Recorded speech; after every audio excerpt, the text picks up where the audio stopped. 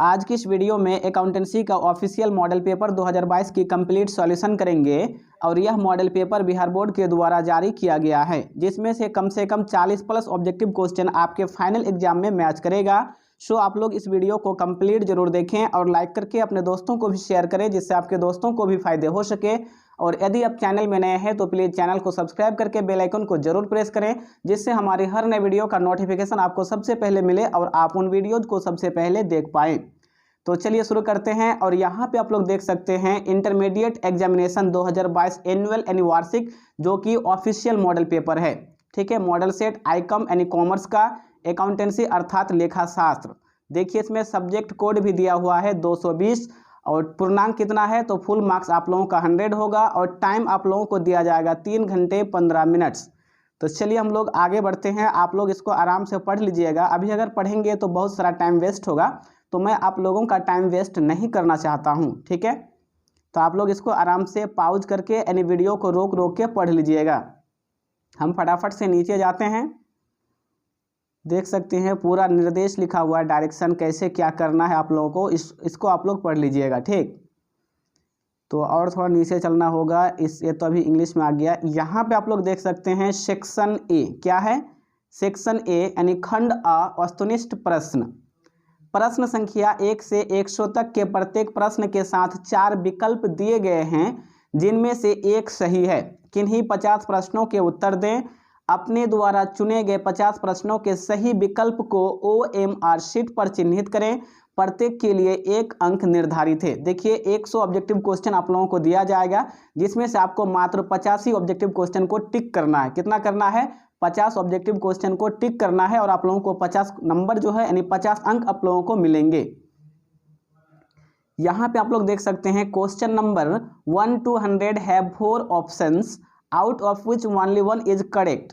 Answer any 50 questions. You have to mark your selected option on the OMR sheet. Each question carries 1 mark. ठीक है, प्रत्येक question के लिए 1 अंक यानी 1 मार्क आप लोगों का निर्धारित किया गया है। चलिए स्टार्ट करते हैं। और इस वीडियो का फर्स्ट यानी पहला क्वेश्चन देखिए, आप लोगों का जो बिहार बोर्ड द्वारा जो 2022 के लिए ऑफिशियल मॉडल पेपर जारी किया गया है ना, उसका पहला क्वेश्चन क्या है? आय एवं व्यय खाते में लिखा जाता है।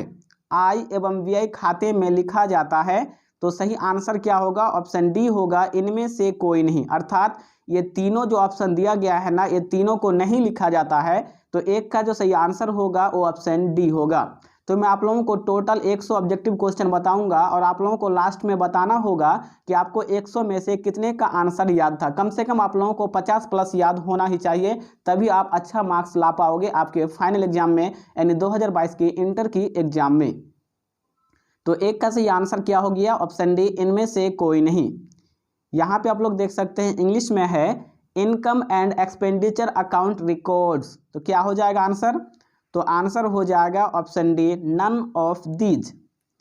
यहाँ पे देखिए दूसरा क्वेश्चन यानी सेकंड नंबर क्वेश्चन, विशिष्ट दान है, स्पेसिफिक डोनेशन इज। विशिष्ट दान है, स्पेसिफिक डोनेशन इज। तो 2 का सही आंसर होगा ऑप्शन ए, पूंजीगत प्राप्ति, यानी क्या हो जाएगा? Capital receipt. याद रखिएगा कि विशिष्ट दान है, पूंजीगत प्राप्ति यानी कैपिटल रिसिप्ट। तो 2 का सही आंसर क्या होगा? सही आंसर होगा ऑप्शन ए।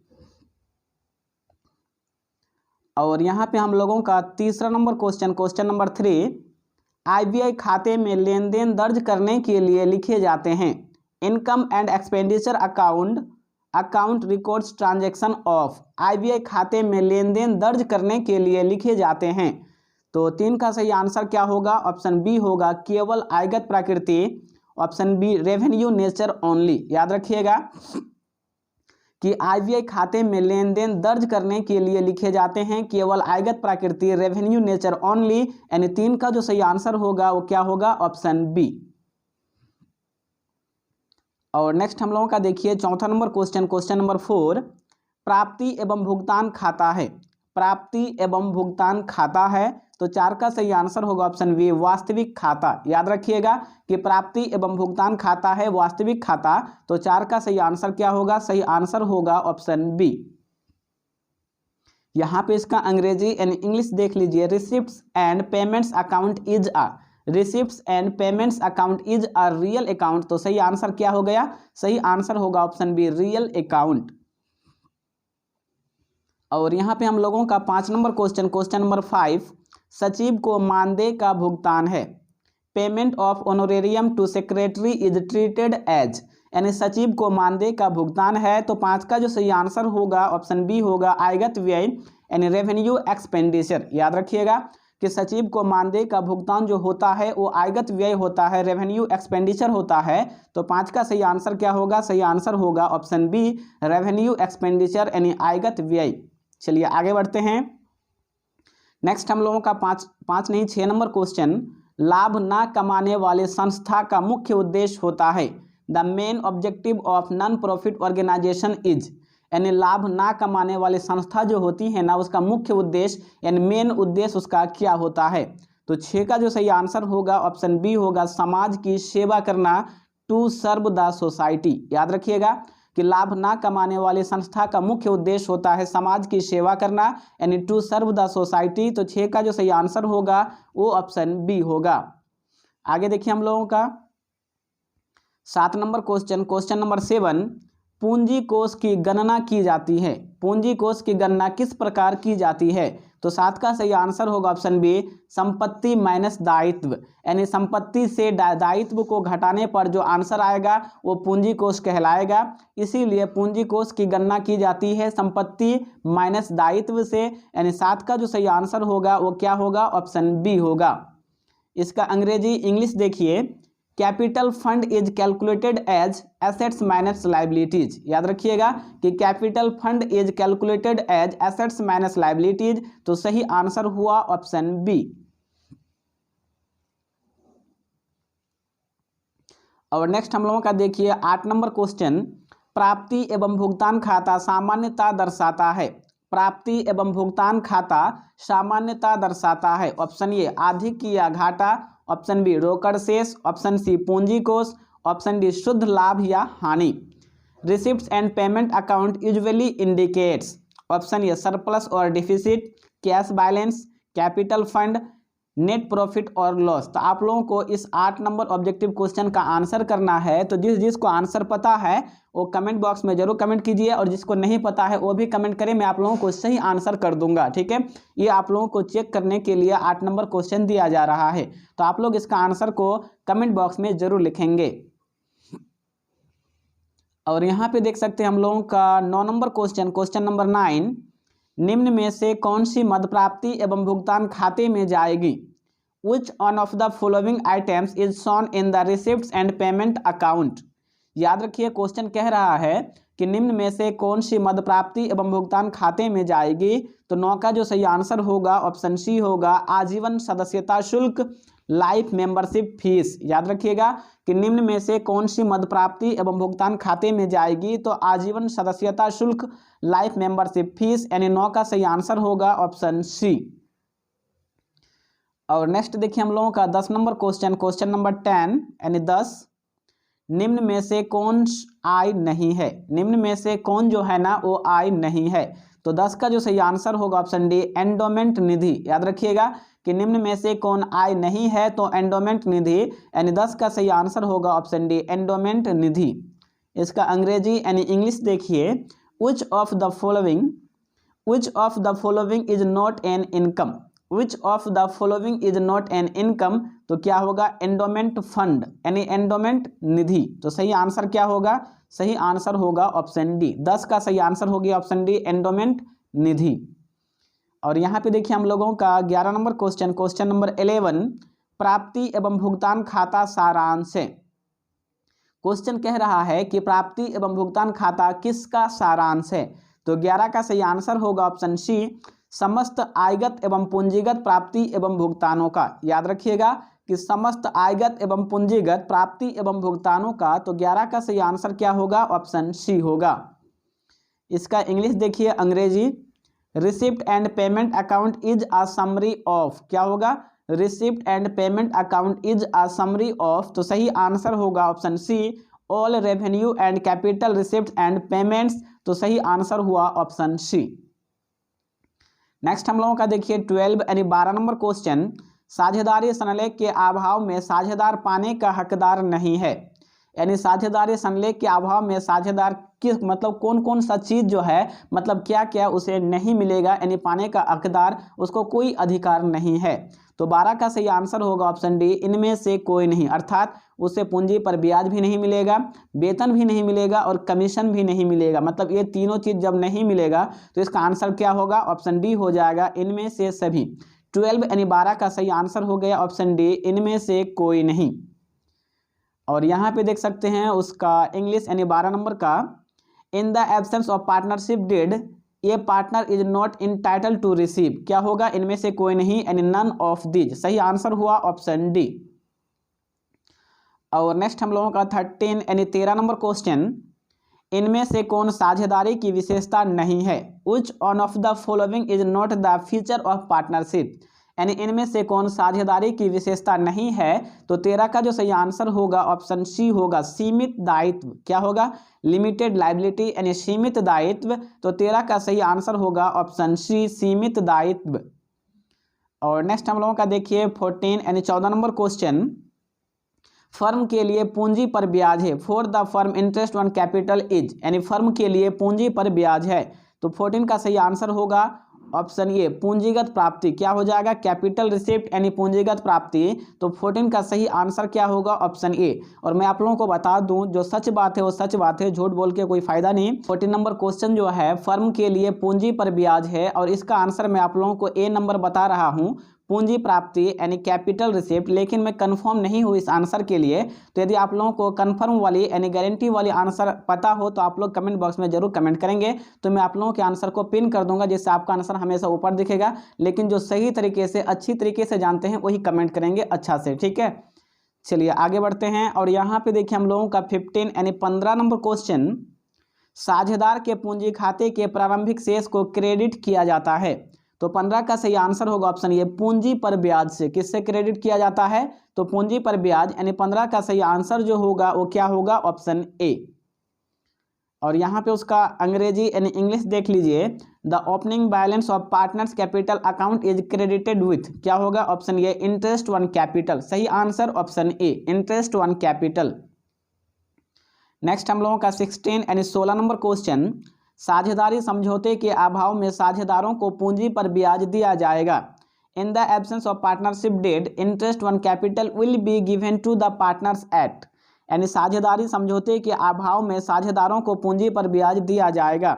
तो 16 का सही आंसर होगा ऑप्शन डी होगा, इनमें से कोई नहीं, क्या हो जाएगा, नन ऑफ दिज। मतलब कि साझेदारी समझौते के अभाव में साझेदारों को पूंजी पर ब्याज नहीं दिया जाता है। तो सही आंसर क्या होगा, ऑप्शन डी होगा, इनमें से कोई नहीं, सही आंसर ऑप्शन डी।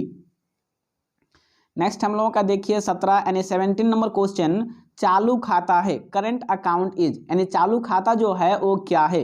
तो 17 का सही आंसर होगा ऑप्शन ए, व्यक्तिगत खाता यानी पर्सनल अकाउंट। याद रखिएगा कि चालू खाता है व्यक्तिगत खाता यानी पर्सनल अकाउंट। तो 17 का सही आंसर होगा ऑप्शन ए, ठीक, पर्सनल अकाउंट यानी व्यक्तिगत खाता।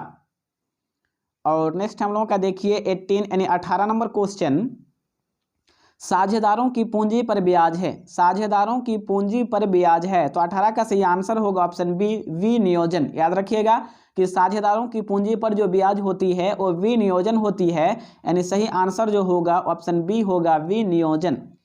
इसका अंग्रेजी देखिए, interest on partners capital is appropriation, क्या होगा, interest on partners capital is appropriation, क्या होगा, एप्रोप्रिएशन।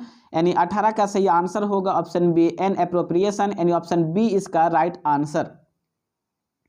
नेक्स्ट हम लोगों का देखिए 19 नंबर क्वेश्चन, साझेदारों का फर्म से संबंध होता है।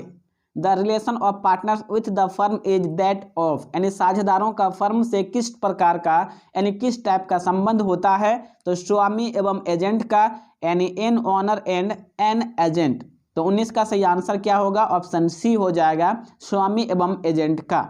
चलिए आगे देखते हैं। नेक्स्ट हम लोगों का 20 यानी 20 नंबर क्वेश्चन, साझेदारों का दायित्व होता है, साझेदारों का जो दायित्व होता है वो किस टाइप का होता है। तो साझेदारी अधिनियम द्वारा निर्धारित, याद रखिएगा कि साझेदारों का दायित्व होता है साझेदारी अधिनियम द्वारा निर्धारित, तो 20 का सही आंसर होगा ऑप्शन सी, साझेदारी अधिनियम द्वारा निर्धारित। साझेदारी अधिनियम द्वारा निर्धारित यानी सही आंसर ऑप्शन सी। इसका अंग्रेजी देखिए, liabilities of partners is determined by partnership act, determined by partnership act यानी सही आंसर होगा ऑप्शन सी। और यहाँ पे देखिए हम लोगों का 21 नंबर क्वेश्चन नंबर 21, साझेदारी अनुबंध बनाना है, preparation of partnership agreement is, यानी साझेदारी अनुबंध बनाना है, preparation of partnership agreement is, तो 21 का जो सही आंसर होगा ऑप्शन बी होगा, ऐच्छिक यानी वॉलंटरी। याद रखिएगा, सही आंसर होगा ऑप्शन बी, ऐच्छिक यानी वॉलंटरी। चलिए आगे बढ़ते हैं और यहाँ पे देखिए हम लोगों का 22 नंबर क्वेश्चन नंबर 22, सामान्य संचय खाता हमेशा दर्शाता है, general reserve account always shows, यानी सामान्य संचय खाता जो है वो हमेशा क्या दर्शाता है, तो 22 का सही आंसर होगा ऑप्शन बी, क्रेडिट से दर्शाता है, यानी क्रेडिट बैलेंस को दिखाता है, दर्शाता है, तो 22 का सही आंसर क्या होगा ऑप्शन बी हो जाएगा, क्रेडिट शेष। याद रखिएगा कि सामान्य संचय खाता हमेशा क्रेडिट शेष को दर्शाता है, तो सही आंसर ऑप्शन बी। और यहाँ पे हम लोगों का देखिए 23 नंबर क्वेश्चन नंबर 23, पुनर्मूल्यांकन खाते में क्रेडिट पक्ष के डेबिट पक्ष पर आधिक्य को कहते हैं, excess of credit side over the debit side in revaluation account is, तो 23 का सही आंसर क्या होगा ऑप्शन ए हो जाएगा, लाभ। याद रखिएगा, प्रॉफिट यानी लाभ। पुनर्मूल्यांकन खाते में क्रेडिट पक्ष के डेबिट पक्ष पर आधिक्य को लाभ कहते हैं, यानी प्रॉफिट कहते हैं, तो सही आंसर होगा ऑप्शन ए। आगे बढ़ते हैं और यहाँ पे हम लोगों का देखिए 24 नंबर क्वेश्चन नंबर 24, वर्तमान साझेदारों के लाभ विभाजन अनुपात में परिवर्तन से होता है, वर्तमान साझेदारों के लाभ विभाजन अनुपात में परिवर्तन से क्या होता है, तो 24 का सही आंसर होगा ऑप्शन बी, फर्म का पुनर्गठन होता है। क्या होता है, फर्म का पुनर्गठन, यानी सही आंसर ऑप्शन बी। इसका अंग्रेजी देखिए, change is profit sharing ratio of exiting partners result in, क्या होगा, रिकंस्टिट्यूशन ऑफ फर्म, यानी सही आंसर होगा ऑप्शन बी। 24 का सही answer option B, reconstitution of firm यानी फर्म का पुनर्गठन। यहाँ पे हम लोगों का 25 यानी 25 नंबर क्वेश्चन, साझेदारी फर्म के पुनर्गठन पर अलिखित दायित्व को लेखा करने पर होगा, on reconstitution of partnership firm recording of an unrecorded liability will result in, तो 25 का सही आंसर क्या होगा, तो सही आंसर होगा ऑप्शन बी, वर्तमान साझेदारों को हानि। याद रखिएगा कि साझेदारी फर्म के पुनर्गठन पर अलिखित दायित्व का जब लेखा करेंगे ना तो हानि होगा, किसको, वर्तमान साझेदारों को। ठीक, तो 25 का जो सही आंसर होगा वो ऑप्शन बी होगा, वर्तमान साझेदारों को हानि। इसका इंग्लिश में क्या हो जाएगा, loss to the exiting partners, loss to the exiting partners, यानी 25 का सही आंसर ऑप्शन बी।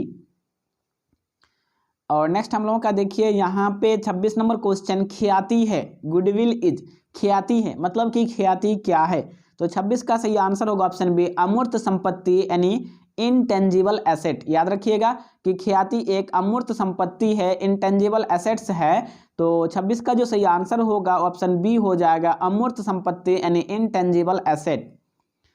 और नेक्स्ट हम लोगों का देखिए यहाँ पे 27 नंबर क्वेश्चन नंबर 27, सामान्य लाभ पर औसत लाभ का आधिक्य कहलाता है, the excess of average profit over the normal profit is called, यानी सामान्य लाभ पर औसत लाभ का जो आधिक्य कहलाता है वो क्या कहलाता है, तो इस 27 का जो सही आंसर होगा ऑप्शन ए होगा, अधिलाभ। क्या कहलाता है, तो अधिलाभ यानी सुपर प्रॉफिट, तो 27 का सही आंसर होगा ऑप्शन ए। चलिए आगे बढ़ते हैं और यहाँ पे हम लोगों का 28 नंबर क्वेश्चन नंबर 28, पुनर्मूल्यांकन पर लाभ या हानि को वहन करते हैं, प्रॉफिट और loss on revaluation is borne by, यानी पुनर्मूल्यांकन जो खाता है ना उस पर लाभ या हानि को कौन वहन करते हैं, तो इस 28 का सही आंसर होगा ऑप्शन ए, पुराने साझेदार, ओल्ड पार्टनर्स। कौन करते हैं, तो पुराने साझेदार यानी ओल्ड पार्टनर्स, तो सही आंसर क्या होगा, ऑप्शन ए होगा। और आगे देखिए हम लोगों का 29 नंबर क्वेश्चन नंबर 29, नए साझेदार द्वारा ख्याति की राशि नगद लाने पर पुराने साझेदारों द्वारा बांटी जाती है, share of goodwill brought by new partner in cash is shared by old partners in. याद रखिएगा कि नए साझेदार द्वारा ख्याति की राशि नगद लाने पर पुराने साझेदारों द्वारा किस अनुपात में बांटी जाती है। तो इस जो 29 का सही आंसर होगा ऑप्शन ये त्याग अनुपात में। किस अनुपात में? तो त्याग के अनुपात में, यानी सेक्रीफाइसिंग रेशियो में। तो सही आंसर होगा ऑप्शन ये त्याग अनुपात में। इसका इंग्लिश में क्या हो जाएगा? सेक्रीफाइसिंग रेशियो यानी त्याग अनुपात। चलिए आगे बढ़ते हैं और नेक्स्ट हम लोगों का 30 नंबर क्वेश्चन नंबर 30, संचित लाभ और संचय का हस्तांतरण किया जाएगा। The accumulated profit and reserve are transferred to, यानी संचित लाभ और संचय का हस्तांतरण किया जाएगा। तो 30 का जो सही आंसर होगा ऑप्शन बी, पूंजी खाते में। किसमें? तो कैपिटल अकाउंट में, यानी पूंजी खाते में। तो 30 का सही आंसर क्या होगा? ऑप्शन बी होगा। याद रखिएगा कि संचित लाभ और संचय का हस्तांतरण किया जाएगा पूंजी खाते में, यानी कैपिटल अकाउंट में। तो सही आंसर ऑप्शन बी। और यहाँ पे देखिए हम लोगों का 31 नंबर क्वेश्चन नंबर 31, साझेदार के अवकाश ग्रहण करने पर ख्याति की पूरी राशि किसके पूंजी खाते में क्रेडिट की जा सकती है। तो 31 का जो सही आंसर होगा ऑप्शन डी, इनमें से कोई नहीं, मतलब इन तीनों में से कोई नहीं। तो सही जो आंसर होगा वो ऑप्शन डी होगा, इनमें से कोई नहीं। यहाँ पे अंग्रेजी देख सकते हैं इसका, on retirement of partner full amount of goodwill can be credited in which capital account. तो क्या होगा? नन ऑफ दीज, यानी सही आंसर होगा ऑप्शन डी। चलिए आगे बढ़ते हैं और यहाँ पे देखिए हम लोगों का 32 नंबर क्वेश्चन नंबर 32 यानी 32, सामान्य संचय की राशि को सभी साझेदारों के बीच पूंजी खाते में हस्तांतरित किया जाता है। तो 32 का जो सही आंसर होगा ऑप्शन सी, पुराने लाभ हानि अनुपात में। किस अनुपात में? तो पुराने लाभ हानि अनुपात में किया जाता है। तो 32 का सही आंसर होगा ऑप्शन सी। और यहाँ पे इसका अंग्रेजी यानी English, the amount of general reserve is transferred to all partners capital accounts in. तो 32 का सही आंसर क्या होगा? सही आंसर होगा option C, old profit sharing ratio, यानी पुराने लाभ हानि अनुपात में। चलिए आगे देखते हैं और यहाँ पे हम लोगों का 33 नंबर क्वेश्चन, साझेदारों की संयुक्त जीवन पॉलिसी एक खाता है। JLP of partners, JLP of the partners is an account, यानी साझेदारों की संयुक्त जीवन पॉलिसी एक खाता है, यानी किस प्रकार की खाता है। तो 33 का सही आंसर होगा ऑप्शन बी, व्यक्तिगत खाता है, यानी पर्सनल अकाउंट है। याद रखिएगा कि साझेदारों की संयुक्त जीवन पॉलिसी एक व्यक्तिगत खाता है, यानी 33 का सही आंसर होगा ऑप्शन बी। नेक्स्ट हम लोगों का 34 नंबर क्वेश्चन नंबर 34, साझेदार की मृत्यु पर अंतिम भुगतान होता है। On the death of a partner final payments are made through, यानी जब साझेदार की मृत्यु होती है तो सबसे लास्ट में, यानी अंतिम में जो भुगतान होता है वो किसके खाता से होता है? तो निष्पादक खाता से, यानी एक्सक्यूटर अकाउंट से। याद रखिएगा कि साझेदार की मृत्यु पर अंतिम भुगतान होता है निष्पादक खाता से, यानी एक्सक्यूटर अकाउंट से। तो 34 का सही आंसर जो होगा वो ऑप्शन बी होगा।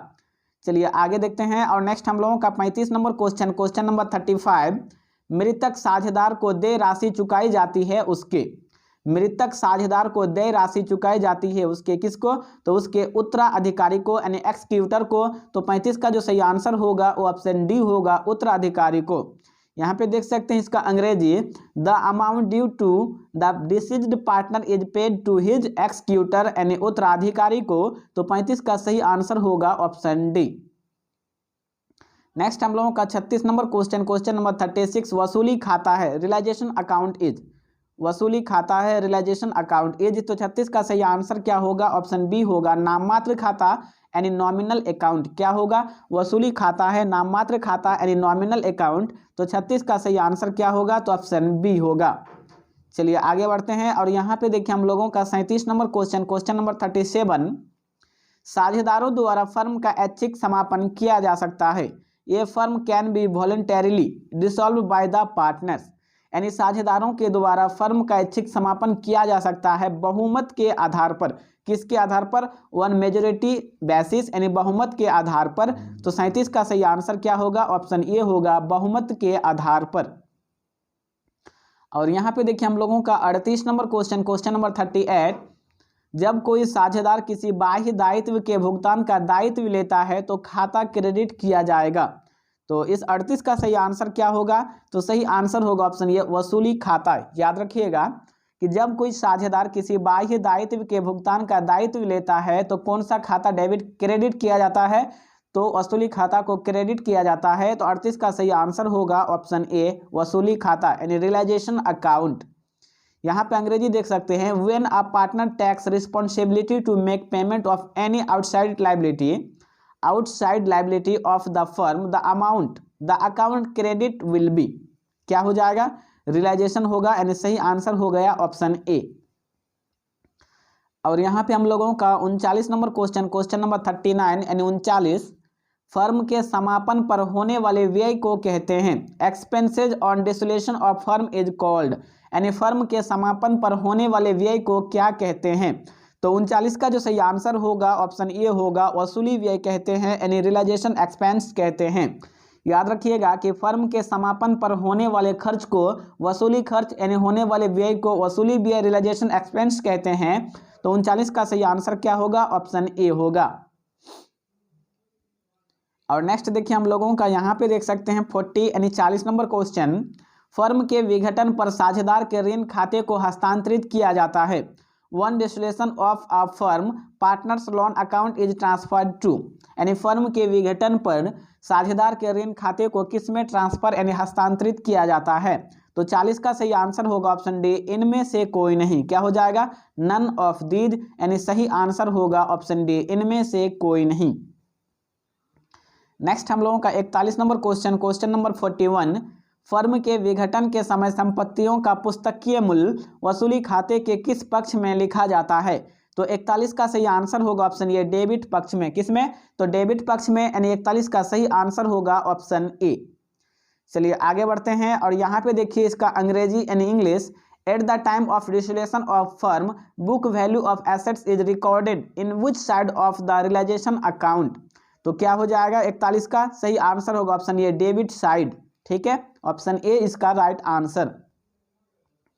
नेक्स्ट हम लोगों का 42 नंबर क्वेश्चन नंबर 42, फर्म के विघटन के समय साझेदारों के पूंजी खाते के क्रेडिट शेष का भुगतान किया जाता है। Payment of credit balance of partners capital accounts at the time of dissolution of a firm is made to. तो 42 का सही आंसर क्या होगा, ऑप्शन ए होगा, साझेदारों को यानी पार्टनर्स को। किसको, तो साझेदारों को यानी पार्टनर्स। तो 42 का जो सही आंसर होगा वो ऑप्शन ए होगा। चलिए आगे देखते हैं। नेक्स्ट हम लोगों का 43 नंबर क्वेश्चन नंबर 43, फर्म के विघटन पर अलिखित संपत्ति के विक्रय से प्राप्त राशि को क्रेडिट किया जाता है। On dissolution of a firm amount realised from an unrecorded assets is credited to. तो 43 का सही आंसर क्या होगा, सही आंसर हो जाएगा ऑप्शन सी, वसूली खाता में। किसमें, तो वसूली खाता में, यानी 43 का सही आंसर ऑप्शन सी। इसका देख लीजिए सही आंसर क्या हो गया, ऑप्शन सी, रियलाइजेशन अकाउंट। चलिए आगे बढ़ते हैं और नेक्स्ट हम लोगों का 44 नंबर क्वेश्चन, समापन व्ययों को वसूली खाते के किस पक्ष में लिखा जाता है। Realisation expenses are recorded in which side of realisation account. तो 44 का जो सही आंसर होगा ऑप्शन सी होगा, डेबिट। क्या हो जाएगा, डेबिट, यानी सही आंसर ऑप्शन सी। 44 का सही आंसर होगा ऑप्शन सी। चलिए आगे बढ़ते हैं और नेक्स्ट हम लोगों का देखिए 45 नंबर क्वेश्चन नंबर 45, ऋण पत्रों पर देय ब्याज है। Interest payable on debentures is, ऋण पत्रों पर देय ब्याज है। तो 45 का सही आंसर होगा ऑप्शन बी, लाभों के विरुद्ध एक प्रभार। क्या होगा, ये चार्ज अगेंस्ट प्रॉफिट, यानी 45 का सही आंसर होगा ऑप्शन बी, लाभों के विरुद्ध एक प्रभार। चलिए आगे देखते हैं और नेक्स्ट हम लोगों का देखिए 46 यानी 46 नंबर क्वेश्चन, ऋण पत्रों के निर्गमन से प्राप्त राशि है। ऋण पत्रों के निर्गमन से प्राप्त राशि है।